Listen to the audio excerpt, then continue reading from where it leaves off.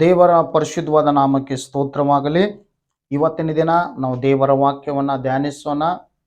ಇವತ್ತಿನ ಒಂದು ಸಂದೇಶದ ಭಾಗ, ಸಂದೇಶದ ಪೀಠಿಕೆ ಏನಂದರೆ, ನೀವು ಭೂಮಿಗೆ ಉಪ್ಪಾಗಿದ್ದೀರೋ ಸಪ್ಪಗಾಗಿದ್ದೀರೋ ಎಂಬುದಾಗಿ. ಒಂದು ವಚನವನ್ನು ನಾನು ಓದ್ತೇನೆ, ನನ್ನ ಜೊತೆಯಲ್ಲಿ ನೀವು ಅದನ್ನು ಕೇಳ್ರಿ. ಮತ್ತಾಯನ ಬರೆದ ಸುವಾರ್ತೆ 5ನೇ ಅಧ್ಯಾಯ ಅದರ 13ನೇ ವಚನ. ನೀವು ಭೂಮಿಗೆ ಉಪ್ಪಾಗಿದ್ದೀರಿ, ಉಪ್ಪು ಸಪ್ಪಗಾದರೆ ಅದಕ್ಕೆ ಇನ್ಯಾತರಿಂದ ಉಪ್ಪಿನ ರುಚಿ ಬಂದಿತು?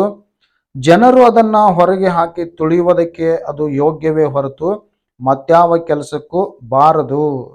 ನೋಡ್ರಿ, ಯೇಸು ಕ್ರಿಸ್ತನು ಒಂದೊಂದು ವಾಕ್ಯಗಳನ್ನ ನಮಗೆ ಸಾಮ್ಯ ರೂಪವಾಗಿ ಅವರು ಹೇಳಿದ್ದಾರೆ. ಹಾಗಾದ್ರೆ ಈ ವಾಕ್ಯದ ಪ್ರಕಾರ ಕರ್ತನು ನಮ್ಮನ್ನ ಉಪ್ಪಿಗೆ ಹೋಲಿಸಿ ಮಾತನಾಡ್ತಾ ಇದ್ದಾರೆ. ಅಂದ್ರೆ ನೀವು ಭೂಮಿಗೆ ಉಪ್ಪಾಗಿದ್ದೀರಿ ಎಂಬುದಾಗಿ. ಸರಿ, ಯಾಕೆ ದೇವರು ಈ ಮಾತನ್ನ ಹೇಳಿದರು? ನಾವು ಹೇಗೆ ಭೂಮಿಗೆ ಉಪ್ಪಾಗಿದ್ದೀವಿ ಎಂಬುದಾಗಿ ಇವತ್ತಿನ ದಿನ ಆ ಉಪ್ಪಿನಲ್ಲಿರುವಂತ ಗುಣಾತಿಶಯಗಳ ಬಗ್ಗೆ ನಾವು ತಿಳಿದುಕೊಳ್ಳೋಣ. ನೋಡ್ರಿ, ಒಂದು ವಚನ ಓದ್ತೀನಿ. ಯಾಜಕ ಕಾಂಡ 2ನೇ ಅಧ್ಯಾಯ. ದೇವರು ಅಲ್ಲಿ ಹೇಳಿರುವಂತ ಒಂದು ಮಾತನ್ನ ನಾವು ನೋಡೋಣ. ಯಾಜಕ ಕಾಂಡ 2ನೇ ಅಧ್ಯಾಯ ಅದರ 13ನೇ ವಚನ. ಎಲ್ಲಾ ನೈವೇದ್ಯ ಪದಾರ್ಥಗಳಿಗೂ ಉಪ್ಪು ಹಾಕಿ ಸಮರ್ಪಿಸಬೇಕು. ಉಪ್ಪು ಯೆಹೋವನ ಸಂಗಡ ನಿಮಗಿರುವ ಒಡಂಬಡಿಕೆಯನ್ನು ಸೂಚಿಸುವುದರಿಂದ ಅದು ಯಾವ ನೈವೇದ್ಯ ದ್ರವ್ಯವಾದರೂ ಉಪ್ಪಿಲ್ಲದೆ ಇರಬಾರದು. ನೀವು ಅರ್ಪಿಸುವ ಎಲ್ಲಾ ಪದಾರ್ಥಗಳಲ್ಲಿಯೂ ಉಪ್ಪು ಸೇರೇ ಇರಬೇಕು ಎಂಬುದಾಗಿ. ನೋಡ್ರಿ, ಹಳೆ ಒಡಂಬಡಿಕೆಯಲ್ಲಿ ಏನು ಕರ್ತನಿಗೆ ಯಜ್ಞಗಳನ್ನ ಸಮರ್ಪಿಸ್ತಾ ಇದ್ರೋ, ನೈವೇದ್ಯಗಳನ್ನ ಸಮರ್ಪಿಸ್ತಾ ಇದ್ರೋ, ಆ ಸಮರ್ಪಿಸ್ತಕ್ಕಂಥ ನೈವೇದ್ಯ ಆಗಿರ್ಬೋದು, ಬೇರೆ ಏನೇ ಆಗಿರ್ಬೋದು, ಅಲ್ಲಿ ನಾವು ನೋಡುತ್ತೇವೆ ಏನಂದ್ರೆ ಅದ್ರ ಒಳಗಡೆ ಉಪ್ಪು ಹಾಕಿರಲೇಬೇಕು. ಉಪ್ಪಿಲ್ಲದೆ ನೀವು ಯಾವ ನೈವೇದ್ಯಗಳನ್ನ ಸಮರ್ಪಿಸಬಾರದು. ಯಾಕಂದ್ರೆ ಉಪ್ಪು ದೇವರಿಗೂ ನಮಗೂ ಅದು ಒಂದು ಗುರುತಾಗಿರುವಂತದ್ದಾಗಿದೆ. ಅದು ಒಂದು ಒಡಂಬಡಿಕೆ, ಮನುಷ್ಯರಿಗೂ ದೇವರಿಗೂ ಇರುವಂತ ಒಂದು ಒಡಂಬಡಿಕೆಯಲ್ಲಿ ನಾವು ನೋಡುತ್ತೇವೆ. ಸರಿ, ಹಾಗಾದರೆ ಈ ಉಪ್ಪಿನಲ್ಲಿ ಇರುವಂತ ಕೆಲವು ಗುಣಾತಿಶಯಗಳ ಬಗ್ಗೆ ಇವತ್ತು ನಾವು ಧ್ಯಾನ ಮಾಡೋಣ. ಅದರಲ್ಲಿ ಇರ್ತಕ್ಕಂಥ ಒಂದು 5 ಕಾರ್ಯಗಳ ವಿಷಯವಾಗಿ 5 ಗುಣಾತಿಶಯಗಳು ಉಪ್ಪಿನಲ್ಲಿರುವಂಥದ್ದು. ಅದನ್ನು ಒಂದೊಂದಾಗಿ ನಾವು ನೋಡ್ಕೊಂತ ಹೋಗೋಣ. ನೋಡ್ರಿ, ಜಾಗೃತರಾಗಿರ್ರಿ, ಲಕ್ಷ್ಯವಿಟ್ಟು ಈ ವಾಕ್ಯಗಳನ್ನ ಕೇಳ್ರಿ. ದೇವರು ನಿಮ್ಮನ್ನು ಆಶೀರ್ವಾದ ಮಾಡಲಿ. ಉಪ್ಪಿನಲ್ಲಿರುವಂತ ಮೊದಲನೇ ಒಂದು ಗುಣ ಯಾವುದು ಎಂಬುದಾಗಿ ನಾವು ನೋಡುವಾಗ ಒಂದು ವಚನವನ್ನ ಓದ್ತೇನೆ. ಕೊಲೋಸ್ಯದವರಿಗೆ ಬರೆದ ಪತ್ರಿಕೆ ಅದರ 4ನೇ ಅಧ್ಯಾಯ. ಕೊಲೋಸ್ಯದವರಿಗೆ ಬರೆದ ಪತ್ರಿಕೆ 4ನೇ ಅಧ್ಯಾಯ 6ನೇ ವಚನ. ನಿಮ್ಮ ಸಂಭಾಷಣೆಯು ಯಾವಾಗಲೂ ಇಂಪಾಗಿಯೂ ರಸವತ್ತಾಗಿಯೂ ಇರಲಿ. ನೋಡ್ರಿ, ನಿಮ್ಮ ಸಂಭಾಷಣೆಯು ಯಾವಾಗಲೂ ರಸವತ್ತಾಗಿಯೂ ಇಂಪಾಗಿಯೂ ಇರಲಿ ಎಂಬುದಾಗಿ ನಾವಿಲ್ಲಿ ನೋಡ್ತೇವೆ. ಸರಿ, ಹಾಗಾದ್ರೆ ಉಪ್ಪಿನಲ್ಲಿ ಇರುವಂತ ಒಂದು ಮೊದಲನೇ ಗುಣ ಏನಂತಂದ್ರೆ ರುಚಿ ಕೊಡುವಂಥದ್ದು. ನೋಡ್ರಿ, ದೇವರು ನಮ್ಮನ್ನ ಉಪ್ಪಿಗೆ ಹೋಲಿಸಿದಾರಂದ್ರೆ ಅದರಲ್ಲಿ ಏನೇನು ಗುಣಾತಿಶಯಗಳಿದಾವೆ, ಉಪ್ಪು ಯಾವ್ಯಾವುದಕ್ಕೆ ಉಪಯೋಗ ಆಗುತ್ತದೆ, ಅದರಿಂದ ಏನೆಲ್ಲ ಮಾಡಬಹುದು. ನೋಡ್ರಿ, ಮೊದಲನೇದಾಗಿ ನಾವು ನೋಡುವಾಗ ಉಪ್ಪನ್ನ ನಾವು ಯಾಕೆ ಬಳಸ್ತೀವಿ ಅಂದ್ರೆ ಟೇಸ್ಟ್, ಅಂದ್ರೆ ರುಚಿಗೆ ನಾವು ಬಳಸ್ತೇವೆ. ನಾವು ಮಾಡ್ತಕ್ಕಂಥ ಪ್ರತಿಯೊಂದು ಪದಾರ್ಥಕ್ಕೆ ಏನಂದ್ರೆ ರುಚಿ ಬರಬೇಕು. ರುಚಿ ಬರ್ಬೇಕಂದ್ರೆ ಅಲ್ಲಿ ನಾವು ಉಪ್ಪು ಹಾಕಿರ್ಲೇಬೇಕು. ಉಪ್ಪು ಹಾಕದೇ ಇರುವಂತ ಯಾವುದೇ ಒಂದು ಆಹಾರವನ್ನ ನಿಮಗೆ ಸೇವಿಸಕ್ಕೆ ಆಗುವುದಿಲ್ಲ. ಹಲ್ಲೆಲೂಯಾ. ಇವತ್ತು ನಾವು ಎಷ್ಟೇ ಬೆಲೆ ಬಾಳುವಂತ ಪದಾರ್ಥಗಳನ್ನ ತೆಗೆದುಕೊಂಡು ಬಂದು ನಾವು ಅಡಿಗೆ ಮಾಡಬೇಕಾದ್ರೆ ಅದರ ಒಳಗಡೆ ಒಂದು ಚಮಚೆ ನಾವು ಉಪ್ಪು ಹಾಕಲಿಲ್ಲ ಅಂತಂದ್ರೆ ಆ ಆಹಾರವನ್ನ ನಮಗೆ ಬಾಯಾಗ ಇಡೋಕೆ ಆಗುದಿಲ್ಲ. ಅದರಲ್ಲಿ ಟೇಸ್ಟೇನೆ ಇರಂಗಿಲ್ಲ. ಸಪ್ಪಗಿರುವಂಥದ್ದನ್ನ ನಾವು ಯಾವುದು ತಿನ್ನಕ್ಕೆ ಇಷ್ಟಪಡಂಗಿಲ್ಲ. ಅದೇ ರೀತಿಯಾಗಿ ನೋಡ್ರಿ, ಉಪ್ಪಿನಲ್ಲಿ ಮೊದಲು ಇರ್ತಕ್ಕಂಥ ಒಂದು ಗುಣ ಏನಂತಂದ್ರೆ ಟೇಸ್ಟು. ಹಾಗಾದ್ರೆ ಈ ರುಚಿ ಯಾವುದಕ್ಕೆ ಹೋಲಿಕೆ ಆಗಿದೆ ಅಂದ್ರ ಮನುಷ್ಯನ ಮಾತುಗಳಿಗೆ ಹೋಲಿಕೆ ಆಗಿದೆ. ನಮ್ಮ ಮಾತುಗಳಿಗೆ ಹೋಲಿಕೆ ಆಗಿದೆ. ಹಾಗಾದ್ರೆ ಇವತ್ತು ರುಚಿ ಇರತಕ್ಕಂಥ ಮಾತುಗಳು ಅಥವಾ ರುಚಿ ಇಲ್ಲದೆ ಇರುವಂತ ಮಾತುಗಳ ಬಗ್ಗೆ ನಾವು ಧ್ಯಾನ ಮಾಡೋಣ. ನೋಡ್ರಿ ಏನತ್ತಂದ್ರ ರುಚಿ ಇಲ್ಲದೆ ಇರುವಂತದ್ದು ಮೊದಲು ಒಂದ್ 2-3 ಪಾಯಿಂಟ್ ನಾನು ಹೇಳ್ತೀನಿ. ಸಾಕಷ್ಟು ಉದಾಹರಣೆಗಳನ್ನ ಮಾತಿನಲ್ಲಿ ನಾವು ಹೇಳ್ಬೋದು, ಆದ್ರೆ ಒಂದು 2-3 ಉದಾಹರಣೆಗಳನ್ನ ಹೇಳ್ತೇನೆ. ನೋಡ್ರಿ, ಮೊದಲನೇದಾಗಿ ನಮಗೆ ಎಂತ ಮಾತುಗಳು ರುಚಿ ಅನಿಸುವುದಿಲ್ಲ. ಸುಳ್ಳು ಹೇಳುವುದನ್ನ ಕಂಡ್ರೆ ಯಾರಿಗೂ ಇಷ್ಟ ಆಗುವುದಿಲ್ಲ. ಅದೇ ರೀತಿಯಾಗಿ ಹೊಚ್ಚಿಕ್ಕಿಟ್ಟ ಮಾತುಗಳ ಯಾರಿಗೂ ಇಷ್ಟ ಆಗುವುದಿಲ್ಲ. ಆಮೇಲೆ ಹರಟಿ ಮಾತುಗಳು ಅದು ಯಾರಿಗೂ ಇಷ್ಟ ಆಗುವುದಿಲ್ಲ. ಆಮೇಲೆ ನೋಡ್ರಿ, ಕೆಲವೊಬ್ಬರು ಏನತ್ತಂದ್ರ ಈ ಮಾತಿನಲ್ಲಿ ಯಾವಾಗಲೂ ನಾನು ತಂದು ಹಚ್ತಾರ. ನಾನು ಮನೆ ಕಟ್ನೆ, ನಾನು ಮದುವೆ ಮಾಡ್ನೆ, ನಾನು ಗಾಡಿ ತಗೋನೆ, ನಾನು ಸಾಲಿ ಕಲಿಸ್ನೆ, ನಾನು ನಿನ್ನನ್ನು ಕೆಲ್ಸಕ್ಕೆ ಹಚ್ಚಿನೆ, ನಾನು ನಿನಗೆ ಅವ್ರನ್ನ ಪರಿಚಯ ಮಾಡಿಕೊಟ್ನೆ, ನಾನು ಇಲ್ಲದಿದ್ರೆ ಆ ಕೆಲಸ ಆಗ್ತಾ ಇರಲಿಲ್ಲ, ನಾ ಹೋಗದೆ ಆ ಕೆಲಸ ಆಗುವುದಿಲ್ಲ, ನಾನು ಎಲ್ಲಿದ್ರು ನಾನು ಅಲ್ಲಿ ಹೋಗಲೇಬೇಕು, ನನ್ನನ್ನು ಬಿಟ್ಟು ಏನೂ ಮಾಡಂಗಿಲ್ಲ, ನಾನು ಎಲ್ಲದಕ್ಕೂ ಬೇಕೇ ಬೇಕು. ಪ್ರತಿ ಒಂದೊಂದು ವಿಷಯಗಳಲ್ಲಿ ನಾನು ನಾನು ನಾನು ನಾನು ತಂದು ಸೇರಿಸೇ ಇರ್ತಾರೆ. ನೀ ಅನ್ನುವಂಥದ್ದಲ್ಲಿ ಒಂದು ಇರಂಗಿಲ್ಲ. ಹಾಗಾದ್ರೆ ಯಾರು ನಾನು ನಾನು ನಾನು ಎಂಬುದಾಗಿ ಹೇಳ್ತಾರೋ ಆ ನಾನು ಅನ್ನುವಂಥ ಮಾತುಗಳನ್ನ ಕೇಳುವುದಕ್ಕೆ ಯಾರಿಗೂ ಇಷ್ಟ ಆಗಂಗಿಲ್ಲ. ಏನಾದ್ರೂ ಒಂದು ಕೆಲಸ ಆಗ್ಬೇಕಾದ್ರೆ, ಏನಾದ್ರೂ ಒಂದು ನಾವು ಮಾಡ್ಬೇಕಾದ್ರೆ ಅದಕ್ಕೆ ಅನೇಕರು ಪ್ರಯಾಸ ಪಟ್ಟಿರ್ತಾರೆ. ಬಟ್ ಆದ್ರೆ ಎಲ್ಲರನ್ನೂ ಸೈಡ್ ಲೈನ್ ಮಾಡಿ ಒಬ್ಬ ವ್ಯಕ್ತಿ ಮಾತ್ರ ಎಲ್ಲವನ್ನು ನಾನೇ ಮಾಡಿದ್ದೀನಿ ಎಂಬುದಾಗಿ. ನೋಡ್ರಿ, ಈ ನಾನು ಅನ್ನುವಂಥ ಮಾತುಗಳನ್ನ ಯಾರಿಗೂ ಇದು ಇಷ್ಟ ಆಗದೆ ಇರುವಂತ ಮಾತುಗಳು. ಇನ್ನು ಕೆಲವೊಬ್ಬರು ನಾವು ನೋಡಬೇಕು, ಗರ್ವದ ಮಾತುಗಳು. ಆ ಗರ್ವದ ಮಾತುಗಳನ್ನ ಕೇಳುವುದಕ್ಕೂ ಸಹ ನಮಗೇನಾಗುವುದಿಲ್ಲ, ಇಷ್ಟ ಆಗುವುದಿಲ್ಲ. ಹಾಗಾದ್ರೆ ನಮ್ಮ ಮಾತುಗಳು ಹೇಗಿರಬೇಕು? ನಮ್ಮ ಮಾತಿನಲ್ಲಿ ಪ್ರೀತಿ ಇರಬೇಕು. ನಮ್ಮ ಮಾತಿನಲ್ಲಿ ಬೇರೆಯವರನ್ನ ಸಮಾಧಾನ ಪಡಿಸುವಂಥದ್ದಿರಬೇಕು. ನೋಡ್ರಿ, ಸಮಾಧಾನ ಪಡಿಸುವವರು ಧನ್ಯರು. ನಮ್ಮ ಮಾತಿನಲ್ಲಿ ಬೇರೆಯವರನ್ನ ಧೈರ್ಯ ಪಡಿಸುವಂತ ಮಾತುಗಳಾಗಿರ್ಬೇಕು. ನಮ್ಮ ಮಾತುಗಳು ಸಂತೈಸುವ ಮಾತುಗಳಾಗಿರ್ಬೇಕು. ಹಾಗಾದ್ರೆ ಪ್ರೀತಿ, ಸಂತೈಸುವಿಕೆ, ಧೈರ್ಯ ಪಡಿಸುವಿಕೆ, ನೋಡ್ರಿ, ಇಂಥ ಮಾತುಗಳನ್ನ ನಾವು ಆಡುವುದಾದ್ರೆ ಜನರು ಅದನ್ನ ಇಷ್ಟಪಡುವಂತವರಾಗಿದ್ದಾರೆ. ಹಾಗಾದ್ರೆ ಇವತ್ತು ಅನೇಕರು ಮಾತಿನಿಂದಲೇ ಅನೇಕರನ್ನ ಸಂಪಾದನೆ ಮಾಡಿದ್ದಾರೆ.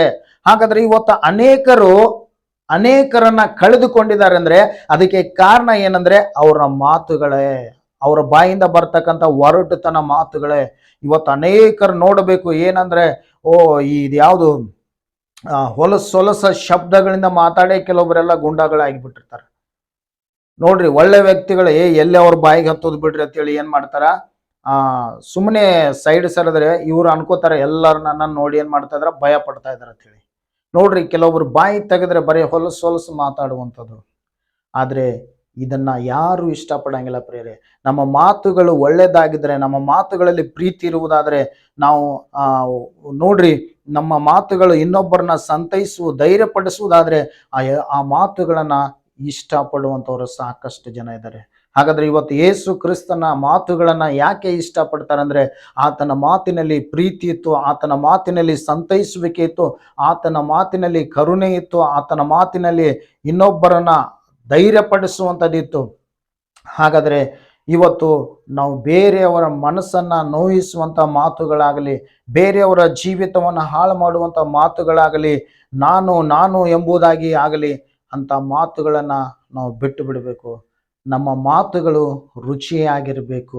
ಉಪ್ಪು ಹೇಗೆ ಪ್ರತಿಯೊಂದು ಪದಾರ್ಥಗಳಲ್ಲಿ ಹಾಕುವಾಗ ಅದು ತನ್ನದೇ ಆಗಿರುವಂತ ಒಂದು ರುಚಿಯನ್ನು ಕೊಡುತ್ತದೆಯೋ, ಅದೇ ರೀತಿಯಾಗಿ ನಮ್ಮ ಮಾತಿನಲ್ಲಿ ರುಚಿ ಇರಬೇಕು.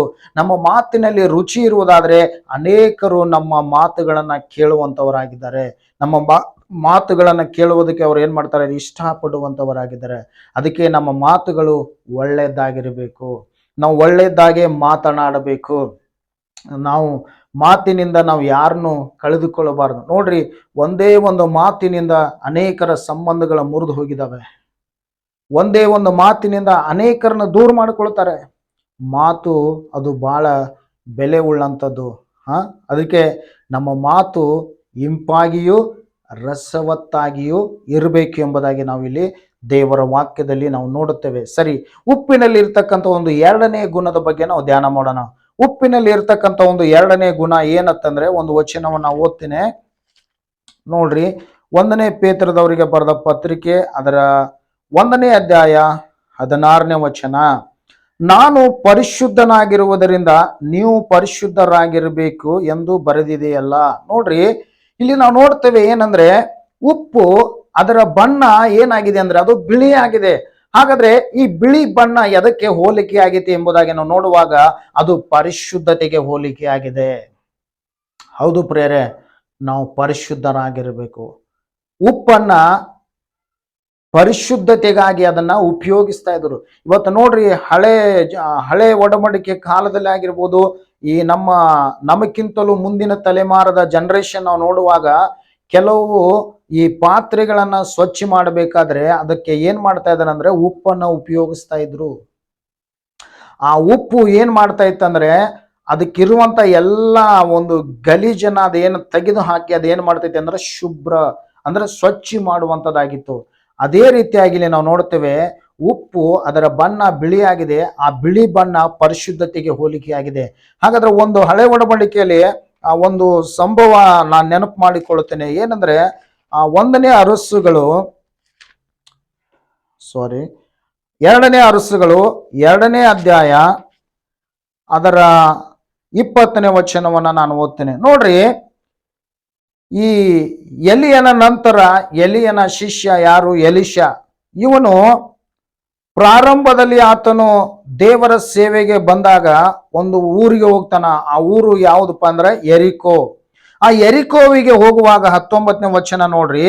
ಯೆರಿಕೋವಿನ ಜನರು ಎಲಿಷನಿಗೆ, ನಮ್ಮ ಒಡೆಯನಾದ ನಿನಗೆ ಗೊತ್ತಿರುವಂತೆ ಈ ಊರು ಕಟ್ಟಲ್ಪಟ್ಟಿರುವ ಸ್ಥಳವು ಒಳ್ಳೆಯದಾಗಿದೆ, ಆದರೆ ನೀರು ಕೆಟ್ಟದಾಗಿರುವುದರಿಂದ ಬಂಜೆತನವು ಹೆಚ್ಚು ಎಂದು ಹೇಳಿದರು. ಆಗ ಎಲಿಷನವರಿಗೆ ಒಂದು ಹೊಸ ಮಡಿಕೆಯಲ್ಲಿ ಉಪ್ಪು ಹಾಕಿ ಅದನ್ನ ತಂದುಕೊಡ್ರಿ ಅಂದನು. ಅವರು ತಂದುಕೊಡಲು ಅವನು ಬುಗ್ಗೆಗೆ ಹೋಗಿ ಆ ನೀರಿನಲ್ಲಿ ಉಪ್ಪು ಹಾಕಿ, ಇನ್ನು ಮುಂದೆ ಈ ನೀರಿನಿಂದ ಮರಣವೂ ಬಂಜೆತನವೂ ಉಂಟಾಗದಂತೆ ಇದರಲ್ಲಿದ್ದ ದೋಷವನ್ನೆಲ್ಲ ಪರಿಹರಿಸಿದ್ದೇನೆ ಎಂಬುದಾಗಿ ಯೆಹೋವನು ಅನ್ನುತ್ತಾನೆ ಎಂದು ಹೇಳಿದರು. ಕೂಡಲೇ ನೀರಿನಲ್ಲಿದ್ದಂಥ ದೋಷವೆಲ್ಲ ಪರಿಹಾರವಾಯಿತು. ಎಲಿಷನ ವಾಕ್ಯ ಬಲದಿಂದ ಅದು ಇಂದಿನವರೆಗೂ ಹಾಗೇ ಇರುತ್ತದೆ. ನೋಡ್ರಿ, ಇಲ್ಲಿ ಎಲಿಷನು ಆ ನೀರನ್ನ ಶುದ್ಧಿಪಡಿಸುವುದಕ್ಕಾಗಿ, ನೀರಿನಲ್ಲಿರುವಂತ ಎಲ್ಲ ದೋಷವನ್ನ ತೆಗೆದುವುದಕ್ಕಾಗಿ, ಆ ನೀರಿನ ಮೇಲೆ ದೇವರ ಆಶೀರ್ವಾದ ಬರುವುದಕ್ಕಾಗಿ ಇಲ್ಲಿ ಉಪ್ಪನ್ನ ಆತನು ಉಪಯೋಗಿಸುವುದನ್ನ ನಾವು ನೋಡುತ್ತೇವೆ. ಹಾಗಾದ್ರೆ ಉಪ್ಪು ಅದು ಒಂದು ಪರಿಶುದ್ಧತೆಗೆ ಹೋಲಿಕೆಯಾಗಿದೆ. ಹಾಗಾದ್ರೆ ಇವತ್ತು ನಾವು ಸಹ ಏನಂದ್ರೆ ಉಪ್ಪು ಆಗಿದ್ದೀವಿ ಅಂತಂದ್ರೆ ನಾವು ಪರಿಶುದ್ಧರಾಗಿರ್ಬೇಕು. ಯೇಸು ಕ್ರಿಸ್ತನು ಅದನ್ನೇ ಹೇಳ್ತಾರೆ, ಏನಂದ್ರೆ ನಾನು ಪರಿಶುದ್ಧನಾಗಿರುವಂತೆ ನೀವು ಸಹ ಏನಾಗಿರ್ರಿ, ಪರಿಶುದ್ಧರಾಗಿರ್ರಿ ಎಂಬುದಾಗಿ. ಹೌದು, ನಾವು ಪರಿಶುದ್ಧರಾಗಿರ್ಬೇಕು. ಪರಿಶುದ್ಧತೆ ಬಗ್ಗೆ ಒಂದು ಉದಾಹರಣೆಯನ್ನ ಕೊಡಲು ನಾನು ಇಚ್ಛಿಸುತ್ತೇನೆ. ಏನಂದ್ರೆ ಇವತ್ತು ಸಮುದ್ರದಲ್ಲಿ ಇರುವಂತಹ ನೀರು ನಾವು ನೋಡುವಾಗ ಅದು ಒಂದು ಭಯಂಕರವಾದ ಉಪ್ಪಿನ ಅಂಶವನ್ನ ಹೊಂದಿರುವಂತದ್ದಾಗಿದೆ. ಆ ನೀರನ್ನ ಯಾರು ಕುಡಿಯಕ್ಕಾಗುವುದಿಲ್ಲ, ಅಷ್ಟೊಂದು ಉಪ್ಪಿನ ಅಂಶ ಆ ನೀರಿನ ಒಳಗಡೆ ಇರುತ್ತದೆ. ಆದರೆ ಅದೇ ನೀರಿನಲ್ಲಿ ಜೀವಿಸ್ತಕ್ಕಂಥ ಮೇನು ಸಹ ಆ ನೀರಿನಲ್ಲಿ ಇರ್ತಕ್ಕಂಥ ಒಂದು ಅಂಶನು ತನ್ನ ಶರೀರದಲ್ಲಿ ಅದು ತೆಗೆದುಕೊಳ್ಳುವುದಿಲ್ಲ. ನೀವು ಎಂಥ ಮೇನವನ್ನೇ ತೆಗೆದುಕೊಂಡು ಬಂದರೂ ಸಹ ನೀವು ಮೇಲಿನ ಉಪ್ಪು ಹಾಕಿ ಅದರ ಸಾರನ್ನ ನಾವು ಮಾಡಬೇಕು. ನೋಡ್ರಿ, ಈ ಲೋಕದಲ್ಲಿ ನಾವು ಜೀವಿಸ್ತಾ ಇದ್ದೇವೆ. ಅನೇಕರು ಹೇಳ್ಬೋದು, ಏನ್ರಿ ಈ ಪಾಪ ತುಂಬಿದ ಲೋಕದಲ್ಲಿ ನಾವು ಜೀವಿಸ್ತಾ ಇದ್ದೇವೆ, ಯಾರು ಇಲ್ಲಿ ಒಳ್ಳೆಯವರಿಲ್ಲ, ಎಲ್ಲರೂ ಕೆಟ್ಟವರೇ ಆಗಿದ್ದಾರೆ, ನಾನು ಮಾತ್ರ ಹೇಗೆ ಒಳ್ಳೆಯವನಾಗಿರುವುದಕ್ಕೆ ಸಾಧ್ಯ, ನಾನು ಮಾತ್ರ ಹೇಗೆ ಪರಿಶುದ್ಧನಾಗಿರುವುದಕ್ಕೆ ಸಾಧ್ಯ ಎಂಬುದಾಗಿ ಹೇಳ್ಬೋದು. ನೋಹನ ದಿನಗಳಲ್ಲಿ ನಾವು ನೋಡ್ತೇವೆ, ಜನರು ಪಾಪ ಮಾಡ್ತಾ ಇದ್ರು, ಕುಡಿತಾ ಇದ್ರು, ಮದುವೆ ಮಾಡಿಕೊಡ್ತಾ ಇದ್ರು, ತಮ್ಮ ಮನಸ್ಸಿಗೆ ಬಂದ ಹಾಗೆ ಅನೇಕರನ್ನ ಹೆಂಡತಿಯರನ್ನಾಗಿ ಮಾಡಿಕೊಂಡು ಜೀವಿಸ್ತಾ ಇದ್ರು ಎಂಬುದಾಗಿ ಆದಿಕಾಂಡ 6ನೇ ಅಧ್ಯಾಯದಲ್ಲಿ ನಾವು ನೋಡ್ತೇವೆ.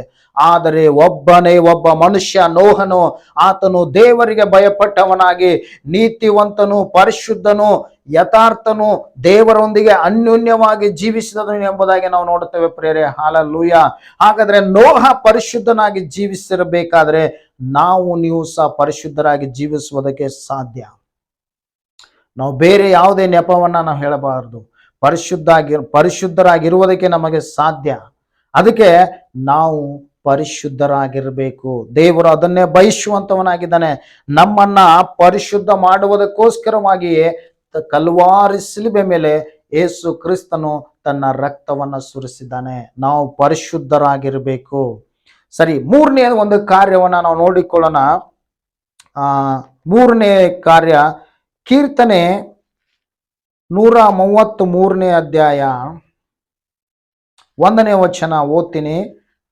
ಆಹಾ, ಸಹೋದರರು ಒಂದಾಗಿರುವುದು ಎಷ್ಟೋ ಒಳ್ಳೆಯದು, ಎಷ್ಟೋ ರಮ್ಯವಾದದ್ದು. ಅದು ಆರೋನನ ತಲೆಯ ಮೇಲೆ ಹಾಕಲ್ಪಟ್ಟು ಅವನ ಗಡ್ಡದ ಮೇಲೆಯೂ ಅಲ್ಲಿಂದ ಅವನ ಅಂಗಿಗಳ ಕೊರಳ ಪಟ್ಟಿಯವರೆಗೂ ಹರಿದು ಬರುವ ಶ್ರೇಷ್ಠ ತೈಲದಂತೆ ಇರುವುದು. ಕಡೆ 2 ಲೈನ್ ಅನ್ನು ಓದುವಾಗ ಅಲ್ಲಿ ಆಶೀರ್ವಾದವು ಜೀವವು ಸದಾಕಾಲ ಇರಬೇಕೆಂಬುದಾಗಿ ಯೆಹೋವನು ಆಜ್ಞಾಪಿಸಿದನೆ ಎಂಬುದಾಗಿ ನಾವು ನೋಡುತ್ತೇವೆ. ನೋಡ್ರಿ, ಉಪ್ಪಿನಲ್ಲಿರುವಂತ ಒಂದು ಮೂರನೇ ಗುಣ ಏನಂತಂದ್ರೆ ಒಂದಾಗುವಂಥದ್ದು. ನೀವು ಯಾವುದೇ ಪದಾರ್ಥದಲ್ಲಿ ಅದನ್ನ ಹಾಕಿದ್ರೂ ಸಹ ಆ ಪ್ರತಿಯೊಂದು ಪದಾರ್ಥಗಳಲ್ಲಿ ಅದು ಏನ್ ಮಾಡ್ತೈತಿ ಅಂದ್ರ ತನ್ನನ್ನು ತಾನು ಅದ್ರ ಜೊತೆ ಅದು ಹೊಂದಿಕೊಂಡು ಬಿಡ್ತೈತಿ. ಅಂದ್ರೆ ಇದರ ಅರ್ಥ ಏನಂದ್ರೆ ಈ ಲೋಕದಲ್ಲಿ ನಾವು ಸಹ ಒಂದಾಗಿರಬೇಕು. ಕುಟುಂಬದಲ್ಲಿ ನಾವು ಒಂದಾಗಿರಬೇಕು, ಸಭೆಯಲ್ಲಿ ನಾವು ಒಂದಾಗಿರಬೇಕು, ಈ ಲೋಕದಲ್ಲಿ ನಾವು ಒಂದಾಗಿರಬೇಕು. ಇವತ್ತು ಅನೇಕರ ಜೀವಿತವನ್ನ ನಾವು ನೋಡ್ತೇವೆ. ಏನಂತಂದ್ರೆ ಒಂದು ಮಾಡುವವರಿಗಿಂತಲೂ ಒಂದಾಗಿರುವವರನ್ನ ಕೆಡಿಸುವವರೇ ಈ ಲೋಕದಲ್ಲಿ ಜಾಸ್ತಿ ಇದ್ದಾರೆ ಪ್ರಿಯರೇ. ನೋಡ್ರಿ, ಯಾರಾದ್ರೂ ಒಂದಾಗಿದ್ದಾರಂದ್ರೆ, ಸಂತೋಷವಾಗಿದ್ದಾರಂದ್ರೆ ಅವರನ್ನ ಹೇಗಾದ್ರೂ ಮಾಡಿ ನಾನು ಕೆಡಿಸ್ಬೇಕು, ಅವ್ರನ್ನ ಹೇಗಾದ್ರೂ ಮಾಡಿ ನಾನು ಅಗಲಿಸ್ಬೇಕಂತೇಳಿ ಅನೇಕ ಪ್ರಯತ್ನಗಳನ್ನ ಮಾಡಿ ಏನೋ ಒಂದು ಹೇಳಿ ಅವ್ರನ್ನ ಒಂದಾಗಿರುವಂಥವ್ರನ್ನ ಬೇರ್ಪಡಿಸುವಂಥವ್ರನ್ನ ನಾವು ನೋಡ್ತೇವೆ. ಹಾಗಾದ್ರೆ ಪ್ರೀತಿಯುಳ್ಳ ದೇವ್ರ ಮಕ್ಕಳೇ, ಈ ಲೋಕದಲ್ಲಿ ಉಪ್ಪು ಹೇಗೆ ಪ್ರತಿಯೊಂದು ಪದಾರ್ಥಗಳಲ್ಲಿ ಅದು ತನ್ನನ್ನು ತಾನು ಹೊಂದಿಕೊಂಡು ಜೀವಿಸ್ತದೆಯೋ ಅದೇ ರೀತಿಯಾಗಿ ನಾವು ಸಹ ಪ್ರತಿಯೊಬ್ಬರ ಜೊತೆಯಲ್ಲಿ ನಾವು ಒಂದಾಗಿರಬೇಕು ಎಂಬುದಾಗಿ ನಾವು ನೋಡ್ತೇವೆ. ನೋಡ್ರಿ, ಇವತ್ತು ಅನೇಕ ಕುಟುಂಬಗಳಲ್ಲಿ ನಾವು ನೋಡುವಾಗ ಮನೆ ಒಂದು 3 ಬಾಗಿಲಂದ ಹಾಗೆ ಇವತ್ತು ಒಂದಾಗಿರುವುದು ಬಹಳ ಕಡಿಮೆ. ಅದಕ್ಕೆ ಇಲ್ಲಿ ದೇವರು ಹೇಳ್ತಾ ಇದ್ದಾರೆ ಏನಂದ್ರ, ತಂದೆ ಮಗ ಪರಿಶುದ್ಧಾತ್ಮನು ಒಂದಾಗಿರುವಂತೆ ನಾವು ಸಹ ಒಬ್ಬರಿಗೊಬ್ಬರು ಒಂದಾಗಿರಬೇಕು ಎಂಬುದಾಗಿ, ಒಂದಾಗಿರುವುದನ್ನ ದೇವರು ಆತನು ಬಯಸುವಂತವನಾಗಿದ್ದಾನೆ. ನಾವು ಒಂದಾಗಿರಬೇಕು ಎಂಬುದಾಗಿ. ಸರಿ, ಇದು ಮೂರನೇದು. 4ನೇ ಒಂದು ಕಾರ್ಯವನ್ನ ನಾವು ನೋಡಿಕೊಳ್ಳೋಣ. ಉಪ್ಪಿನಲ್ಲಿರುವಂತ ಒಂದು ಗುಣ, 4ನೇ ಗುಣ. ಲೂಕನ ಬರೆದ ಸುವಾರ್ತೆ ಅದರ 19ನೇ ಅಧ್ಯಾಯ 10ನೇ ವಚನ ನಾನು ಓದ್ತೀನಿ, ಕೇಳ್ರಿ. ಮನುಷ್ಯ ಕುಮಾರನು ಕೆಟ್ಟು ಹೋಗಿರುವುದರನ್ನ ಹುಡುಕಿ ರಕ್ಷಿಸುವುದಕ್ಕೆ ಬಂದನು ಎಂದು ಹೇಳಿದನು. ನೋಡ್ರಿ, ಉಪ್ಪಿನಲ್ಲಿರುವಂತ ಒಂದು 4ನೇ ಗುಣ ಏನಂತಂದ್ರೆ, ಒಂದು ಯಾವುದಾದ್ರೂ ಪದಾರ್ಥ ಕೆಟ್ಟು ಹೋಗಬಾರ್ದು. ಆ ಪದಾರ್ಥ ಬಹಳ ದಿನ ಅದು ಬಾಳುವಿಕೆ ಬರ್ಬೇಕಂದ್ರೆ ಅದನ್ನ ಉಪ್ಪಿನಲ್ಲಿ ಹಾಕಿಡ್ತಾರೆ. ಇವತ್ತು ಉಪ್ಪಿನಕಾಯಿಯನ್ನ ನೀವು ನೋಡ್ಬೋದು, 1 ವರ್ಷ 2 ವರ್ಷಗಟ್ಟಲೆ ಅದನ್ನ ಇಡ್ತಾರೆ, ಆದ್ರೆ ಕೆಡುವುದಿಲ್ಲ. ಕಾರಣ ಏನಂದ್ರೆ ಆ ಉಪ್ಪು ಅದು ಕೆಟ್ಟು ಹೋಗದಂತೆ ಅದು ಕಾಪಾಡುವಂಥದ್ದಾಗಿದೆ. ಇವತ್ತು ಅನೇಕ ಮೀನುಗಳನ್ನ ವರ್ಷಾನುಗಟ್ಲೆ ಇಡುವಂತಹ ಮೀನುಗಳನ್ನು ಸಹ ಏನ್ ಮಾಡ್ತಾರೆ ಅಂದ್ರೆ ಉಪ್ಪಿನಲ್ಲಿ ಹಾಕಿಡ್ತಾರೆ. ಆ ಮೀನುಗಳು ಕೆಡುವುದಿಲ್ಲ. ಹಾಗಾದ್ರೆ ಉಪ್ಪು ಏನ್ ಮಾಡ್ತೈತಿ ಅಂದ್ರ ತಾನು ಕೆಡದೆ ಕೆಟ್ಟು ಹೋಗದ ಹಾಗೆ, ಪದಾರ್ಥಗಳು ಕೆಟ್ಟು ಹೋಗದ ಹಾಗೆ ಅದು ನೋಡಿಕೊಳ್ಳುವಂಥದ್ದಾಗಿದೆ. ಹಾಗಾದ್ರೆ ಇವತ್ತು ನಾವು ಸಹ ಪ್ರಿಯರೇ, ನಾನು ಕೆಟ್ಟು ಹೋಗದೆ ಬೇರೆ ಕೆಟ್ಟು ಹೋಗವರನ್ನು ಸಹ ನಾವು ಏನ್ ಮಾಡಬೇಕು, ರಕ್ಷಿಸಬೇಕು. ಅವರನ್ನ ದೇವರ ಬಳಿಗೆ ನಾವು ಕರೆತರಬೇಕು. ಅದಕ್ಕೆ ನೋಡ್ರಿ, ಯೇಸು ಕ್ರಿಸ್ತನು ಈ ಲೋಕಕ್ಕೆ ಬಂದಿದ್ದು ಉದ್ದೇಶ ಏನಂದ್ರೆ ಆತನೊಬ್ಬ ಅರಸನಾಗಬೇಕು ಅಥವಾ ರಾಜ್ಯನಾಗಬೇಕು, ಒಂದು ದೊಡ್ಡ ಸಿಂಹಾಸನದಲ್ಲಿ ಕುಂಡ್ರಬೇಕು ಎಂಬುದಾಗಿ ಬರಲಿಲ್ಲ. ಆತನು ಪರಲೋಕದ ತನ್ನ ಸಿಂಹಾಸನವನ್ನ ಬಿಟ್ಟು ತನ್ನನ್ನ ಬರಿದು ಮಾಡಿಕೊಂಡು ಈ ಲೋಕದಲ್ಲಿ ಕೆಟ್ಟು ಹೋಗ್ತಾ ಇರುವಂತ ನನ್ನನ್ನ ನಿಮ್ಮನ್ನ ಆತನು ರಕ್ಷಿಸುವುದಕ್ಕಾಗಿ ಬಂದನು ಎಂಬುದಾಗಿ ನಾವು ನೋಡುತ್ತೇವೆ. ಹೌದು, ಯೇಸು ಕ್ರಿಸ್ತನು ಈ ಲೋಕಕ್ಕೆ ಬಂದಿರುವಂತದ್ದು ಏನಂದ್ರೆ ಕೆಟ್ಟು ಹೋಗ್ತಾ ಇರುವಂತ ನಮ್ಮನ್ನ ರಕ್ಷಿಸುವುದಕ್ಕಾಗಿ. ನಾವು ಒಂದು ದಿನ ಕೆಟ್ಟು ಹೋದವರಾಗಿದ್ದೀವಿ, ಆದರೆ ನಾವು ಯಾರು ದೇವರನ್ನ ಹುಡುಕಿ ಹೋಗಲಿಲ್ಲ, ಆದ್ರೆ ಯೇಸು ಕ್ರಿಸ್ತನೇ ನಮ್ಮನ್ನ ಹುಡುಕಿ ಬಂದು ಆತನು ಏನ್ ಮಾಡಿದಾನಂದ್ರೆ ರಕ್ಷಿಸಿದಾನೆ. ಹಾಗಾದ್ರೆ ಇವತ್ತು ನಾನು ಕೆಟ್ಟು ಹೋಗದೆ, ನನ್ನ ಕಣ್ಣು ಮುಂದೆ ಕೆಟ್ಟು ಹೋಗ್ತಾ ಇರುವಂತ ನಮ್ಮ ಕುಟುಂಬದವರಾಗಿರ್ಬೋದು, ಸ್ನೇಹಿತರಾಗಿರ್ಬೋದು, ನಮ್ಮ ಅಕ್ಕಪಕ್ಕದವರಾಗಿರ್ಬೋದು, ನಮ್ಮ ಸಂಬಂಧಿಕರಾಗಿರ್ಬೋದು, ಯಾರೇ ಇರಲಿ ಪ್ರಿಯರೇ, ಕೆಟ್ಟು ಹೋಗ್ತಾ ಇರುವಂತವ್ರನ್ನ ಅವರಿಗೋಸ್ಕರವಾಗಿ ನಾವು ಪ್ರಾರ್ಥನೆ ಮಾಡಿ ಅವರನ್ನ ಒಂದು ರಕ್ಷಣೆ ಮಾರ್ಗದಲ್ಲಿ ನಾವು ನಡೆಸುವವರಾಗಿರಬೇಕು. ಕೆಟ್ಟು ಹೋಗೋರನ್ನ ಹುಡುಕಿ ನಾವೇನ್ ಮಾಡಬೇಕು, ರಕ್ಷಿಸುವವರಾಗಿರಬೇಕು. ದೇವರ ಮಾರ್ಗದಲ್ಲಿ ಅವರನ್ನ ನಡೆಸುವವರಾಗಿರ್ಬೇಕು. ಅದಕ್ಕೆ ಉಪ್ಪಿನಲ್ಲಿರುವಂತ 4ನೇ ಒಂದು ಗುಣ ಏನಂದ್ರೆ, ಯಾರೇ ಕೆಟ್ಟು ಹೋಗ್ತಾರೋ, ಯಾವುದೇ ಪದಾರ್ಥವು ಕೆಟ್ಟು ಹೋಗದಂತೆ ಅದು ಕಾಪಾಡುವಂಥದ್ದಾಗಿದೆ. ಅದೇ ರೀತಿಯಾಗಿ ಉಪ್ಪಿನಲ್ಲಿರುವಂಥ 5ನೇ ಒಂದು ಗುಣ ಏನಂದ್ರೆ, ನಾವು ನೋಡಿಕೊಳ್ಳೋಣ. ಮತ್ತಾಯನ ಬರೆದ ಸುವಾರ್ತೆ ಅದರ 22ನೇ ಅಧ್ಯಾಯ 12ನೇ ವಚನ ನೋಡ್ರಿ.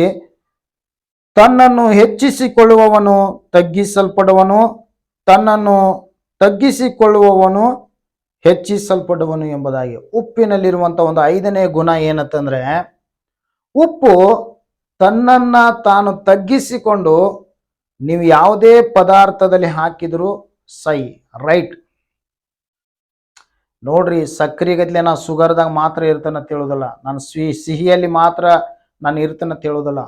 ಆದರೆ ಉಪ್ಪು ನೀವು ಸಿಹಿಯಲ್ಲಿ ಹಾಕ್ರಿ, ಖಾರದಲ್ಲಿ ಹಾಕ್ರಿ, ನೀವು ಯಾವುದರಲ್ಲಿ ಹಾಕ್ರಿ, ಎಲ್ಲದರಲ್ಲಿಯೂ ತನ್ನನ್ನು ತಾನು ತಗ್ಗಿಸಿಕೊಂಡು ಎಲ್ಲದರಲ್ಲಿ ಅದು ಏನು ಮಾಡ್ತೈತಿ ಅಂದ್ರೆ ತನ್ನನ್ನು ತಗ್ಗಿಸಿಕೊಂಡು ಎಲ್ಲದರ ಜೊತೆಗೆ ಅದು ಬೆರೆಯುವಂಥದ್ದಾಗಿದೆ. ಹೌದು ಪ್ರಿಯರೇ, ನಮ್ಮಲ್ಲಿ ತಗ್ಗಿಸಿಕೊಳ್ಳುವಿಕೆ ಇರಬೇಕು. ನಮ್ಮನ್ನು ನಾವು ಯಾರು ಹೆಚ್ಚಿಸಿಕೊಳ್ಳುವುದಕ್ಕೆ ನಮಗೆ ಅಧಿಕಾರವಿಲ್ಲ. ಹಾಗಾದ್ರೆ ಇವತ್ತು ಈ ಲೋಕದಲ್ಲಿ ನಾವು ನೋಡ್ತೇವೆ, ತಗ್ಗಿಸಿಕೊಳ್ಳುವವರಿಗಿಂತಲೂ ಹೆಚ್ಚಿಸಿಕೊಳ್ಳುವವರೇ ಹೆಚ್ಚಾಗಿದ್ದಾರೆ.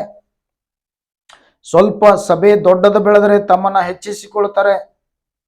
ಒಂದು 2-3 ಭಾಷೆಗಳು ಮಾತಾಡಕ್ ಬಂದ್ರೆ ತಮ್ಮನ್ನು ತಾವು ಹೆಚ್ಚಿಸಿಕೊಳ್ತಾರೆ. ದೇವರವರಿಗೆ ಏನಾದ್ರೂ ಸ್ವಲ್ಪ ಸೌಂದರ್ಯ ಕೊಟ್ರೆ ಆ ಸೌಂದರ್ಯದ ನಿಮಿತ್ತವಾಗಿ ತಮ್ಮನ್ನ ಹೆಚ್ಚಿಸಿಕೊಳ್ತಾರೆ. ದೇವರು ಏನಾದ್ರೂ ಅವರಿಗೆ ಸ್ವಲ್ಪ ಐಶ್ವರ್ಯ ಕೊಟ್ರೆ ಆ ಐಶ್ವರ್ಯದ ನಿಮಿತ್ತವಾಗಿ ತಮ್ಮನ್ನ ಏನ್ ಮಾಡ್ತಾರೆ, ಹೆಚ್ಚಿಸಿಕೊಳ್ತಾರೆ. ಹೀಗೆ ನಾವು ನೋಡ್ತೇವೆ ಈ ಲೋಕದಲ್ಲಿ ತಗ್ಗಿಸಿಕೊಳ್ಳುವವರಿಗಿಂತಲೂ ಹೆಚ್ಚಿಸಿಕೊಳ್ಳುವವರನ್ನೇ ನಾವು ಹೆಚ್ಚಾಗಿ ಇಲ್ಲಿ ನೋಡ್ತೇವೆ. ಹಾಗಾದ್ರೆ ಪ್ರೀತಿಯುಳ್ಳ ದೇವರ ಮಕ್ಕಳೇ, ಯಾರು ತಗ್ಗಿಸಲ್ಪಡ್ತಾರೋ ಅವರನ್ನ ದೇವರು ಏನ್ ಮಾಡ್ತಾರಂದ್ರೆ ಹೆಚ್ಚಿಸ್ತಾರತ್ತ. ಆದ್ರೆ ಯಾರು ತಮ್ಮನೆ ತಾವು ನಾನು ಹಾಗೂ ನಾನು ಹೀಗೂ ಎಂಬುದಾಗಿ ತಮ್ಮನ್ನ ಹೆಚ್ಚಿಸಿಕೊಳ್ತಾರೋ ಅವರೆಲ್ಲರೂ ಏನ್ ಮಾಡ್ತಾರಂದ್ರೆ ತಗ್ಗಿಸಲ್ಪಡ್ತಾರೆ. ನಾವು ಯಾವುದೇ ಕಾರಣಕ್ಕೂ ಹೆಚ್ಚಿಸಿಕೊಳ್ಳುವುದಕ್ಕೆ ನಮಗೆ ಅಧಿಕಾರವಿಲ್ಲ. ಯಾಕೆಂದ್ರೆ ಇವತ್ತು ದೇವರು ನನಗೆ ಏನಾದರೂ ಜ್ಞಾನ ಕೊಟ್ಟಿದ್ದಾನಂದ್ರೆ ಅದು ಆತನ ಕೃಪೆ. ಇವತ್ತು ದೇವರು ನನಗೆ 1-2-3 ಭಾಷೆಗಳನ್ನು ಮಾತಾಡುವುದಕ್ಕೆ ಸಹಾಯ ಮಾಡಿದಾನಂದ್ರೆ ಅದು ದೇವರ ಕೃಪೆ. ಇವತ್ತು ದೇವರು ನನಗೆ ಐಶ್ವರ್ಯವನ್ನು ಕೊಟ್ಟಿದ್ದಾನಂದ್ರೆ ಅದು ದೇವರ ಕೃಪೆ. ಇವತ್ತು ದೇವರು ನನಗೊಂದು ದೊಡ್ಡ ಸೇವೆಯನ್ನು ಕೊಟ್ಟಿದ್ದಾನಂದ್ರೆ ಅದು ದೇವರ ಕೃಪೆ. ನನ್ನದು ಅನ್ನುವಂಥದ್ದು ಈ ಲೋಕದಲ್ಲಿ ಏನೂ ಇಲ್ಲ, ಎಲ್ಲವೂ ದೇವರೇ ನಮಗೆ ಕೊಟ್ಟಿರುವಂಥವನಾಗಿದ್ದಾನೆ. ಹಾಗಾದ್ರೆ ನಮ್ಮನ್ನು ನಾವು ಹೆಚ್ಚಿಸಿಕೊಳ್ಳುವುದೇ ದೇವರ ಮಹಿಮೆಗಾಗಿ, ನಮ್ಮನ್ನ ತಗ್ಗಿಸಿಕೊಂಡವರಾಗಿ ದೇವರು ಕೊಟ್ಟಿದ್ದ ಪ್ರತಿಯೊಂದಕ್ಕಾಗಿ ನಾವು ಏನ್ ಮಾಡಬೇಕು, ಸ್ತೋತ್ರ ಹೇಳುವವರಾಗಿರಬೇಕು. ಅದಕ್ಕೆ ನೋಡ್ರಿ, ಕರ್ತನು ಒಂದು ಉದಾಹರಣೆಯನ್ನು ಹೇಳ್ತಾ ಇದ್ದಾರಂದ್ರ, ಯಾವುದಕ್ಕಾದ್ರೂ ನಮ್ಮನ್ನು ಹೋಲಿಸ್ತಾ ಇದ್ದಾರಂದ್ರ ಅದರಲ್ಲಿ ಏನಾದ್ರೂ ಒಂದು ಸತ್ಯಾಂಶವಿರುತ್ತದೆ. ಅದಕ್ಕೆ ಅವರು ಆ ಉದಾಹರಣೆಯನ್ನ ನಮ್ಗೆ ಹೇಳ್ತಾರೆ. ಅವ್ರು ಹೇಳಿದ್ದಾರೆ ಏನಂದ್ರೆ, ನೀವು ಭೂಮಿಗೆ ಉಪ್ಪಾಗಿದ್ದೀರಿ ಎಂಬುದಾಗಿ. ಉಪ್ಪಿನಲ್ಲಿ ಎಲ್ಲ ಗುಣಗಳಿದಾವೆ. ಉಪ್ಪಿಗೆ ತಂದೆ ಆಗಿರುವಂತಹ ಇತಿಹಾಸವಿದೆ. ನೋಡ್ರಿ, ಉಪ್ಪಿನ ಬಗ್ಗೆ ನಾವು ನೋಡುವಾಗ ಉಪ್ಪು ತಿಂದವನು ನೀರು ಕುಡಿಯಲೇಬೇಕು ಎಂಬುದಾಗಿ ಹೇಳ್ತಾರೆ. ನೋಡ್ರಿ, ಉಪ್ಪು ತಿಂದರೆ ಅದು ದಾಹವನ್ನ ಉಂಟು ಮಾಡುವಂಥದ್ದಾಗಿದೆ.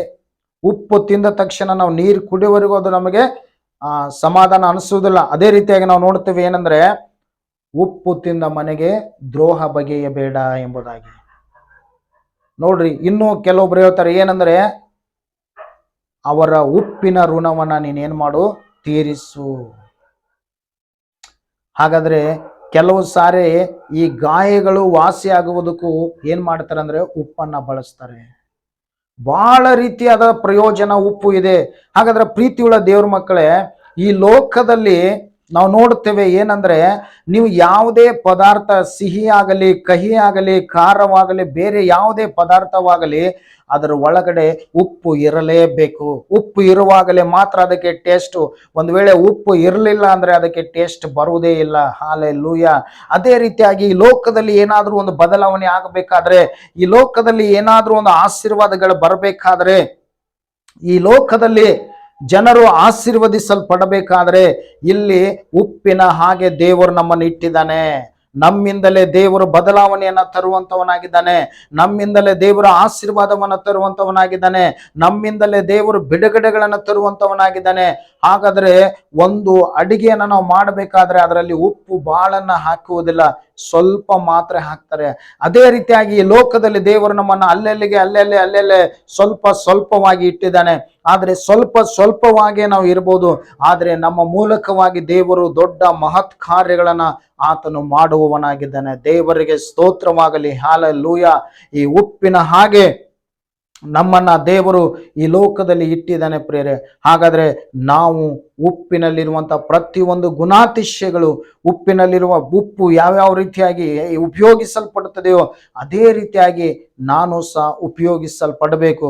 ಹಾಗಾದ್ರೆ ಆ ಉಪ್ಪು ಅದರಲ್ಲಿ ಟೇಸ್ಟೇ ಇಲ್ಲ, ರುಚಿನೇ ಇರಲಿಲ್ಲ ಅಂದ್ರೆ ಅದನ್ನು ಯಾರು ಉಪಯೋಗಿಸ್ತಾ ಇರಲಿಲ್ಲ.